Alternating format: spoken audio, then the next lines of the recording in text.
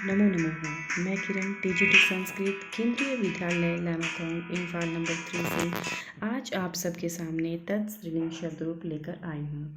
बच्चों, इससे पहले मैं आपको तत् पुल्लिंग शब्द रूप करा चुकी हूँ, तो आज मैं आपको तत् का स्त्रीलिंग शब्द रूप बताऊँगी और अच्छे से समझाऊँगी।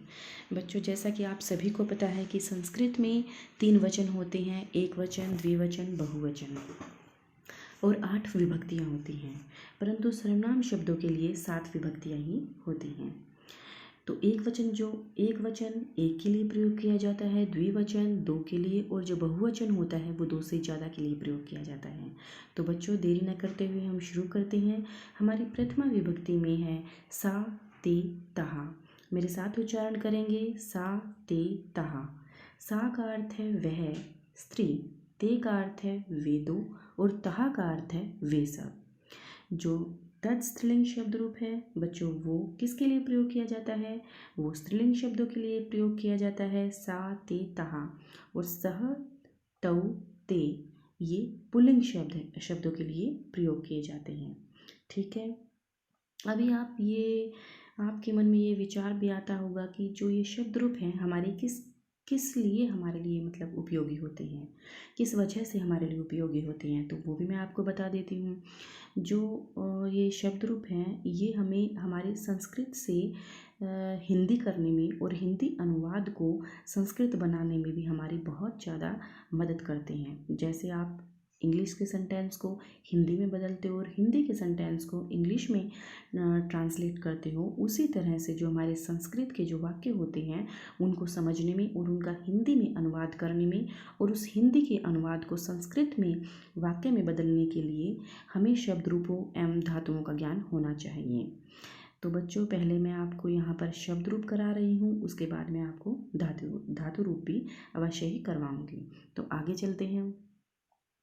द्वितीय विभक्ति में प्रयोग किया गया है ताम ते तहा। ताम ते तहा। ताम का अर्थ है उसको, और ते का अर्थ है उन दोनों को, और तहा का अर्थ है उन सब को। दोबारा देखिए, ताम ते तहा। ताम का अर्थ है उसको, और ते का अर्थ है उन दोनों को, और तहा का अर्थ है उन सब को। आगे देखते हैं। तृतीय विभक्ति में है तया ताभ्याम ताभि। मेरे साथ उच्चारण करेंगे, तया ताभ्याम ताभि। तया का अर्थ है उससे, ताभ्याम का अर्थ है उन दोनों से, और ताभि का अर्थ है उन सब से। आगे देखते हैं। चतुर्थी विभक्ति। तस्यै ताभ्याम ताभ्यः। तस्यै ताभ्याम ताभ्यः। तस्यै का अर्थ है उसके लिए, ताभ्याम का अर्थ है उन दोनों के लिए, और ताभ्य का अर्थ है उन सब के लिए। आगे देखते हैं।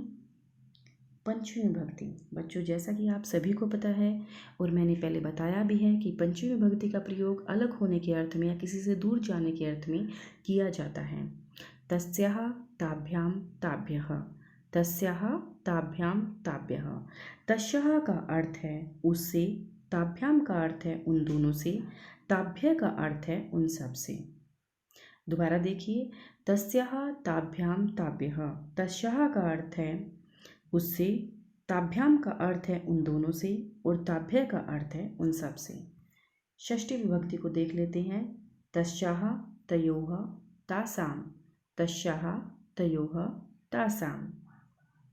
तस्याः का अर्थ है उसका, उसकी या उसके। तयो का अर्थ है उन दोनों की। तासाम का अर्थ है उन सब की, के या का। आगे देखते हैं। सप्तमी विभक्ति में क्या है? तस्याम तयोः तासु। तस्याम तयोः तासु, जिसका अर्थ है उसमें, उन दोनों में, उन सब में। तो इस तरह से हमारी तत् का स्त्रीलिंग शब्द रूप बच्चों पूरा होता है। आशा करती हूँ, उम्मीद करती हूँ आप सबको अच्छे से समझ में आया होगा। और मैंने अंत में एक तालिका भी दी है जिसमें मैंने पूरी विभक्ति को अच्छे से लिखा है, पूरे शब्द रूप को अच्छे से लिखा है। तो बच्चों, इसे आपको अच्छे से कंठस्थ करना है, अच्छे से याद करना है, अच्छे से उच्चारण करना है, और इसे अपनी संस्कृत की कार्य पुस्तिका में लिखना भी है। ठीक है बच्चों, धन्यवाद।